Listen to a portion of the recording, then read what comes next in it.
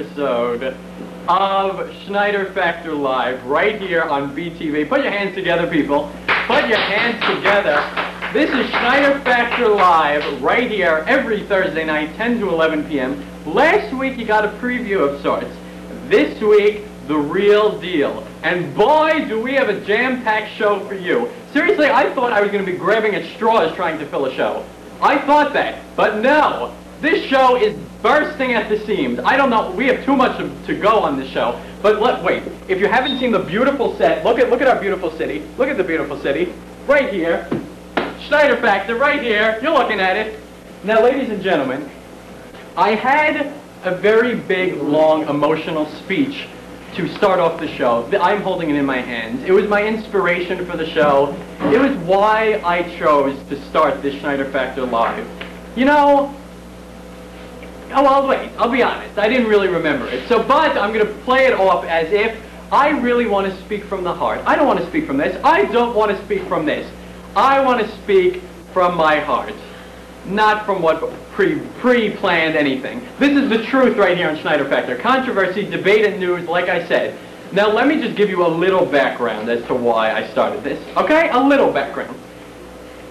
Sit back, put a few marshmallows on the campfire. This will be interesting. Now last year, okay? Now do you want to know why I brought that story up? Because there was I don't even know where to begin, but there was such indifference, apathy, and basic bias in that NCC e-board last year that cost me my election. And do you know where I see that bias, corruption, and everything else? I see that in the American government today. That's why Schneider Factor is here each and every week, not only to expose controversies in Binghamton, but also in the world. Now that is a bold mission statement, I know, but it is one we here at the Schneider Factor will solemnly live up to each and every week. Now, let me tell you one of the best features about this show. We have callers able to call in at any time.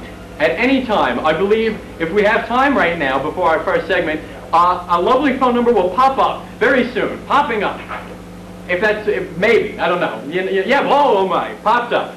We got a phone number popped up. Now, I believe we have maybe a good 5 minutes or so, maybe a little less. You see this number, you want to call, let's call right now, okay? Because I had a lot to say. I cut it short for a caller. What's up, guys? Hello. Hello? What are your thoughts about my inspiration for the show? Your inspiration? You're a fucking loser. Thank you. Is that wow. the got or what brutal honesty. Now, I want you on the show, mister. Well, all I have to say is that I'm watching ER, and there's no reason that you should be on at the same time as ER. Then why are you even watching? Because it's commercial! Okay. All right, hey, you know what? If there's a commercial break... Do you want to hear what happened during ER?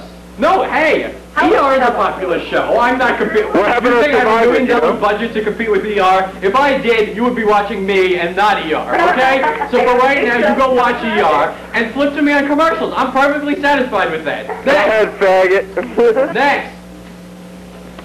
Anyone, fine, no next. We have plenty on the show today. I believe there's someone. Hello? Hello. Yo, I just want to make a pitch for chainsaw bears. You know, like the kind like you just make out of chainsaws. Like All right, I've heard enough. My hearing aid just broke listening to your high-pitched voice. I don't know what you said. I wish I could respond. I really could. No. Next. Hello? Yes? I was called up. I got the complaints about the whole school. I'll be honest with you. I was online. Fuck you! That is newsworthy. Thank you. You just made my day. Fuck you! Wait. And then you hang up. Wow. What a vocabulary. All right. Anyone else? No. No one else. All right. Ladies and gentlemen. All right. This is the last caller. Then take the number off the screen. You had your chance. Here to the desk. Watch me shimmy. Watch me shimmy. Watch. Watch.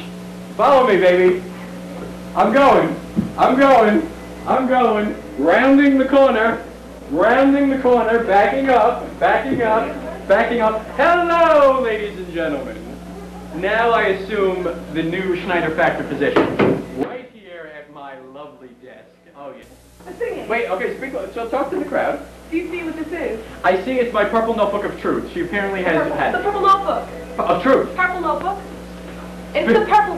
I have to speak up. Speak up loud. I think that I do speak pretty loud here. I don't know how I ended up. Look at that. Oh, the purple notebook comes back to You her. know that. All right.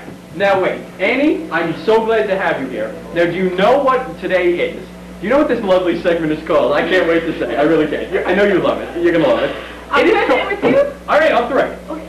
What? Wait, hold on. Wait, don't we have to exclude make sure your that we know. Well, I want to make sure that Hello, wait, I can't be friendly with you. We're about to bitch each other out in a minute, okay? I'll be silent, then you have no one to bitch with. All right.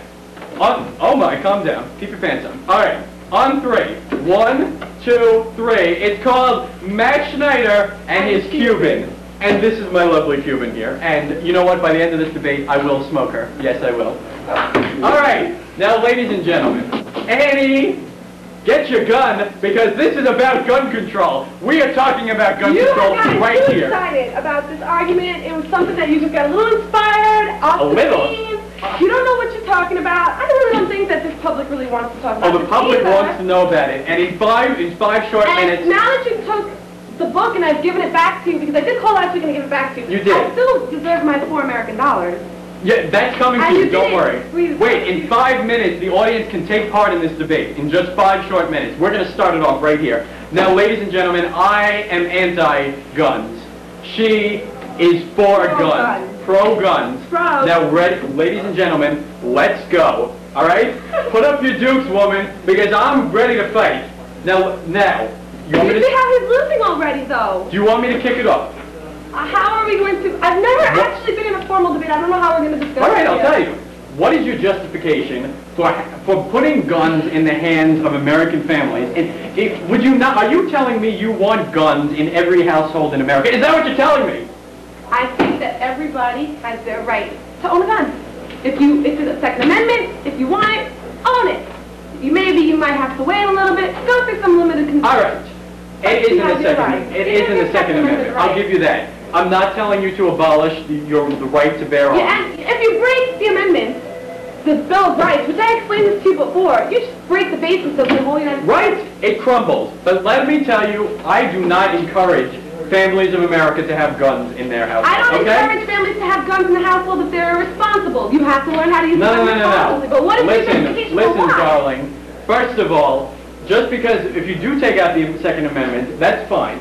I think. You know agree why? with me that it does change the Constitution? It would change some specifications. It would now make it would shake that. If you take out the right to own a gun, then we can take out the right to have privacy. Women. I'm glad you brought that up. Wait, you take out wait the right 1 minute. Speak and we will never have these. Wait 1 minute, Annie. Hold that gun just for a second. I wish I had one right now. There's a major difference between the right to bear arms and the right to privacy. Do you know what that major difference is? Do you know what that major difference is? We have to discuss why we have. I will tell you why it is a major difference, and why times have changed. And when times have changed, there is time. It's a time to amend Matt, what the you don't Constitution. understand, though, what you don't understand is that they made these amendments on a certain premise already. Right. We are not leaving How long ago? How long ago? Over 200 years ago. Right now, we're going to war with Iraq. Right now, that's another issue. Save it for another episode. No, do not. Save it for another episode. Do not. You can't. Why? Why would you do that? What if all of a sudden the war comes here? You don't even know what the Second Amendment exactly says, do you? Annie, listen. Are you ready for what the major difference is between the right to bear arms and the right to privacy? The right to bear arms puts others in jeopardy. Does the right to privacy put others in jeopardy? No. Do you know what? No, it doesn't. I'm sorry that we're going back to something so, No. As the right of... Wait, I have a right to speak right now? Oh, you do have a right to speak. But this is the Schneider Factor, baby, and you got to get through me. So if you can get through me, then all power to you. Bring it. Just bring it. In a minute. All right. The difference is, you are allowed to do anything in America, anything you want, as long as it doesn't harm any other persons. That's my opinion. Okay? That's my philosophy. The majority of these gun violences that you have, these ideas, they're skewed. It is not necessarily... Skewed? Schmewed.